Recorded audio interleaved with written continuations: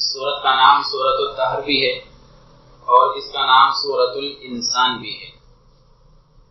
اللہ تبارک و تعالی فرماتے ہیں هل اتى على الانسان حين من الدهر لم يكن شيئا مذكورا، کیا انسان پر ایک زمانہ ایسا نہیں گزرا جبکہ وہ ذکر کے قابل کوئی چیز تھا ہی نہیں۔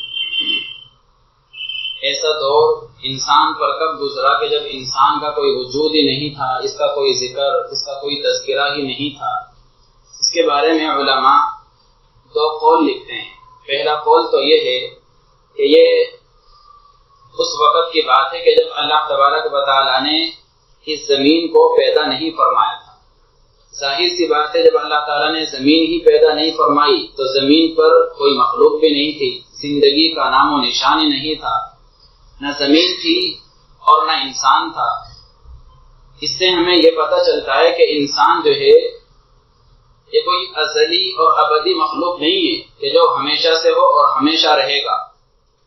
ہم میں سے ہر کوئی جانتا ہے ایک زمانہ تھا کہ ہم دنیا کے اندر موجود نہیں تھے، اور تھوڑے ہی دن کے بعد ہم میں سے ہر کوئی جانتا ہے ایک زمانہ آئے گا کہ پھر بھی ہم موجود نہیں رہیں گے۔ یہ تو درمیان کا ایک تھوڑا سا وقفہ ہے کہ ہم چھوٹی سی ایک زندگی لے کر اس دنیا کے اندر تشریف لاتے ہیں، پھر پہلے بچپنا ہوتا ہے، پھر جوانی ہوتی ہے، پھر بڑھاپا ہوتا ہے، پھر نسیم منسیہ ہو جاتے ہیں، پھر ہمارا کوئی ذکر تذکرہ باقی نہیں رہتا۔ تو ایک قول تو یہ ہے کہ یہ اس وقت کا اللہ تعالیٰ ذکر کر رہے، لیکن اکثر علماء یہ کہتے ہیں کہ چونکہ یہاں پر اللہ تعالیٰ نے فرمایا کہ ایک زمانہ انسان پر ایسا گزرتا ہے کہ جب یہ ذکر کے لائق کوئی چیز نہیں تھا، اس کا مطلب یہ ہے کہ اللہ تبارک و تعالیٰ ذکر کر رہے ہیں ہماری اس حالت کا جب ہم منی کے ایک ناپاک اور گندے قطرے کی شکل میں تھے۔ کیونکہ جب انسان گندے قطرے کی شکل میں ہوتا ہے، منی کا ایک قطرہ ہوتا ہے، تو کون اس کا تذکرہ کرتا ہے اور کون اس کا ذکر کرتا ہے؟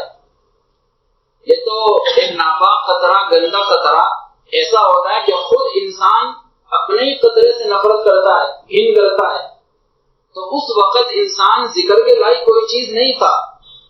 یہ تو بعد میں اللہ تبارک و تعالیٰ اس قطرے سے جب انسان کو ایک وجود عطا فرما دیتا ہے، بعد میں پھر اس سے لاڈ بھی کیا جاتا ہے، پھر اس سے پیار بھی کیا جاتا ہے۔ ورنہ تو جب ہم ایک گندے قطرے کی صورت میں تھے تو ایک ایسی چیز تھے کہ جس سے انسان خود بھی نفرت کرتا ہے، گھن کرتا ہے۔ نہ کوئی وجود ہے، نہ کوئی چہرہ ہے، نہ کوئی جسم ہے، نہ کوئی شخصیت ہے، نہ کوئی نام ہے، نہ کوئی نشان ہے، گندا قطرہ ہے۔ تو اللہ تعالیٰ کہتے ہیں کہ انسان پر ایک زمانہ ایسا گزرتا ہے جب یہ گندے قطرے کی صورت میں ہوتا ہے، اس کا کوئی وجود نہیں ہوتا، اس کا کوئی نام و نشان نہیں ہوتا۔ علامہ انور شاہ کشمیری رحمۃ اللہ علیہ نے ایک بہت عجیب بات لکھی۔ وہ فرماتے ہیں اللہ تبارک و تعالیٰ کی مخلوق میں انسان کا وجود سب سے عجیب چیز ہے۔ انسان کا وجود سب سے عجیب چیز، لیکن چونکہ بچے روزانہ پیدا ہوتے ہیں، انسان روزانہ پیدا ہوتے ہیں، اس لیے انسان کی تخلیق پر لوگوں کو تعجب نہیں ہوتا۔ روزانہ بچے پیدا ہو رہے ہیں تو آدمی سمجھنے لگتا ہے بھائی یہ تو بس ایسے ہی ایک سلسلہ ہے، ایک نظام ہے اللہ تبارک و تعالیٰ کا چل رہا ہے۔ لیکن اگر ذرا سا سر جھکا کر آدمی تھوڑی دیر کے لیے غور کرے بھائی کیا تھے اور کیا سے اللہ نے کیا بنا دیا، تو یہ کتنی عجیب مخلوق ہے۔ کہاں ایک ناپاک منی کا گندا قطرہ کپڑوں پر لگ جائے، کپڑے کو آدمی دھلتا ہے، جسم پر لگ جائے، جسم کو آدمی دھلتا ہے، انسان جس سے خود بھی نفرت کرتا ہے، اور کہاں اسی گندے قطرے سے اللہ تعالیٰ نے ایک لمبا چوڑا خوبصورت چلتا پھرتا بولتا چالتا انسان بنا دیا۔ تو یہ اللہ تبارک و تعالیٰ کی کتنی بڑی قدرت ہے، اور یہ کیسی عجیب اللہ تبارک و تعالیٰ کی مخلوق ہے کہ اللہ تعالیٰ اسی گندے قطرے سے اتنا خوبصورت انسان بنا دیتے ہیں۔ لیکن چونکہ بچے روز پیدا ہوتے ہیں، اس لیے اس میں تعجب کی کوئی چیز ہمیں نظر نہیں آتی۔ جب یہ فون ابتدا میں چلا تھا، آج سے 15-20 سال پہلے، کسی کے پاس ہوا کرتا تھا، مالداروں کے پاس، تو کتنا لوگ اس پر تعجب کرتے تھے، یار ایک بندہ یہاں بیٹھا ہوا ہے اور ایک آدمی ہزاروں کلومیٹر دور اپنے شہر کے اندر بیٹھا ہوا ہے اور ذرا سا ایک چھوٹا سا ایک آلہ ہے اس کو کان پر لگا کر بات کر لیتا ہے. تعجب کرتے تھے نہیں کرتے تھے لوگ؟ اتنا تعجب. ایک آدمی بات کر رہا ہوتا تھا 10 آدمی تعجب سے اس کو دیکھ رہے ہوتے تھے، یار کیسے بات کر رہا ہے.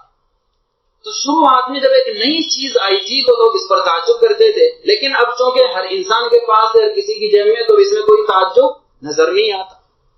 ابھی ہمارے انڈیا نے چاند پر راکٹ بھیجا، اپنا جہاز بھیجا، سیارہ. تو ساری دنیا کا فوکس تھا کہ نہیں انڈیا کے اوپر، اور ساری دنیا کے میڈیا کا فوکس تھا کہ نہیں انڈیا کے اوپر. کیوں؟ دنیا کے اندر ایک نیا کارنامہ وجود میں آ رہا ہے. انڈیا اپنا ایک طیارہ کہاں بھیج رہا ہے؟ چاند کے اوپر.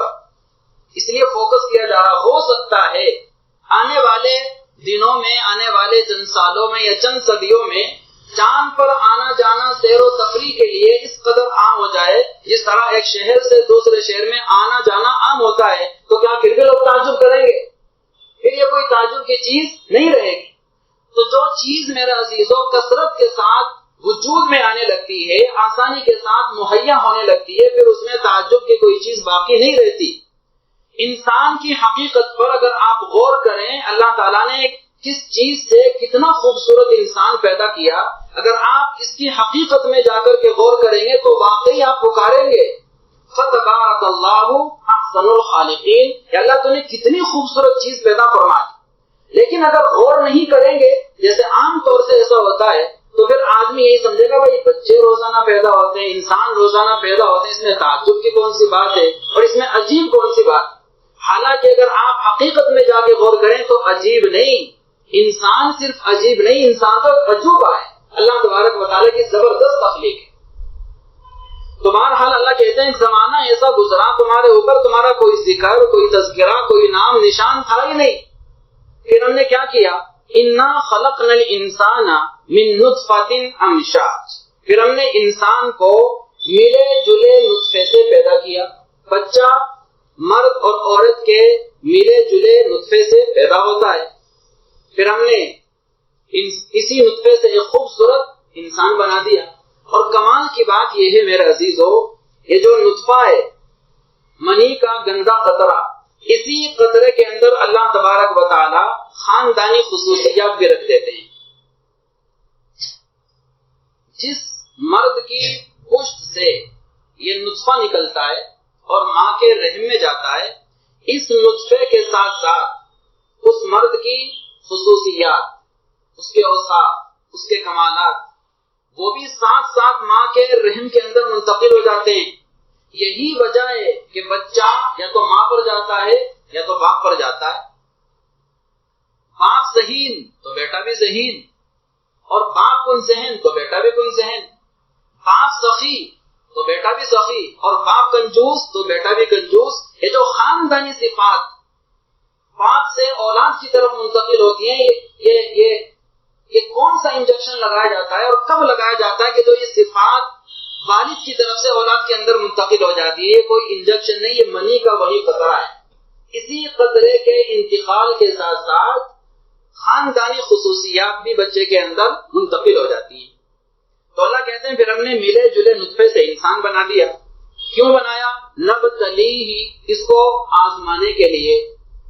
قرآن کریم کے اندر جگہ جگہ اللہ تعالیٰ نے اس حقیقت کو بیان کیا. ہم نے اِنَّا جَعَلْنَا مَا عَلَى الْأَرْضِ زِينَةً لَهَا لِنَبْلُوَهُمْ أَيُّهُمْ أَحْسَنُ عَمَلًا.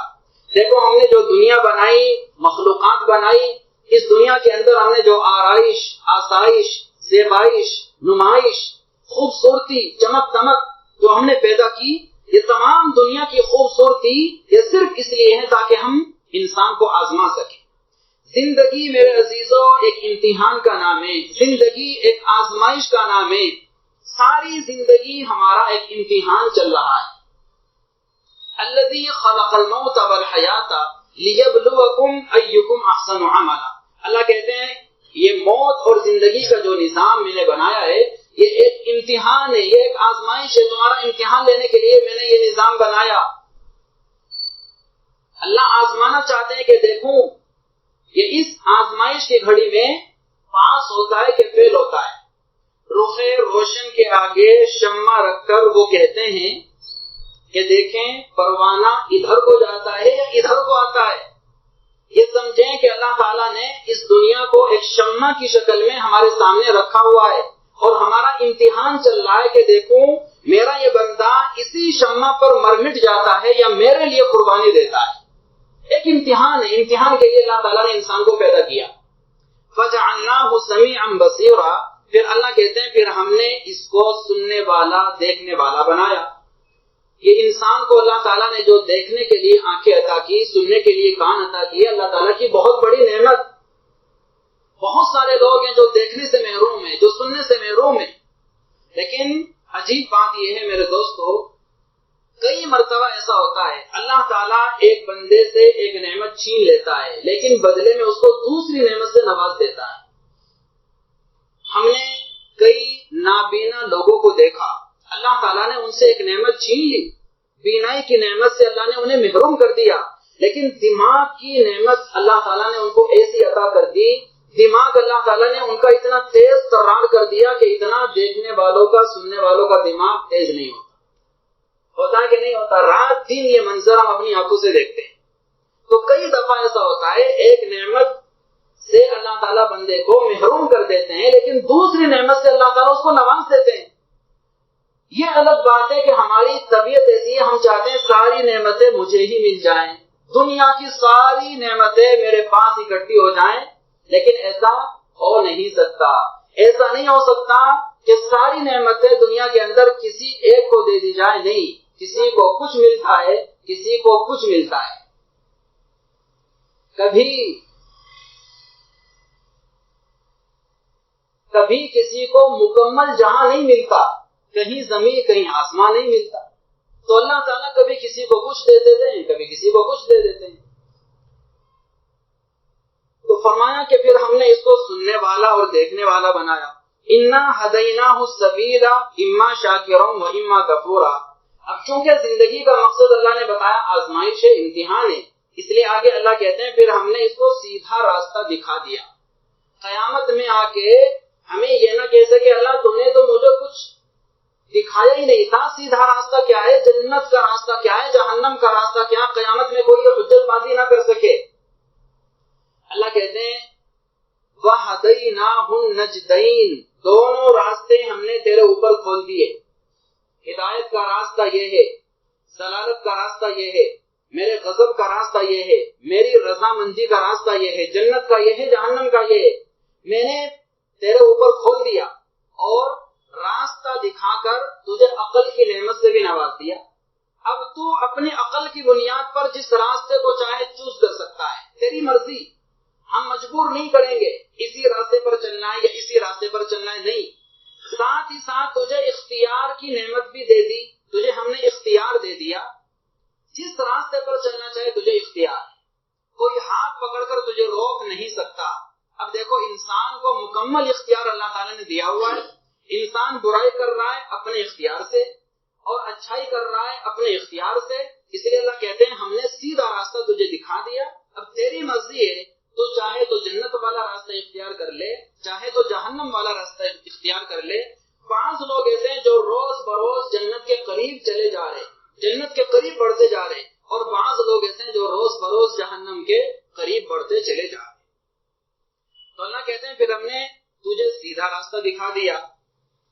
اب تیری مرضی ہے، اما شاکرا و اما کفورا.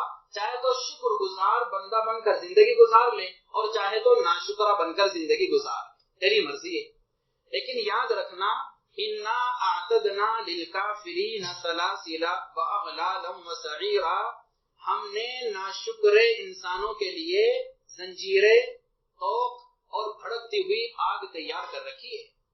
اگر شکر گزار بندہ بن کر زندگی گزارو گے، جنت کی نعمتیں تمہارے لیے تمہارا استقبال کر رہے، انتظار کر رہے، جنت تمہاری منتظر. اور اگر ناشکرے بن کر زندگی گزارو گے تو پھر جہنم تمہاری منتظر.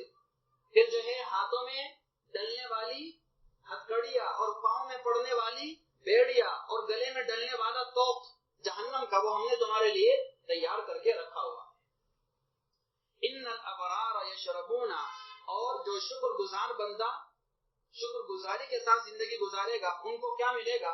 اللہ کہتے ہیں بے شک نیک لوگ پیئیں گے من کاسن کان مزاجھا کافورا، ایسے جام سے طرح طرح کے مشروبات پیئیں گے جس کے اندر کافور کی ملاوٹ ہو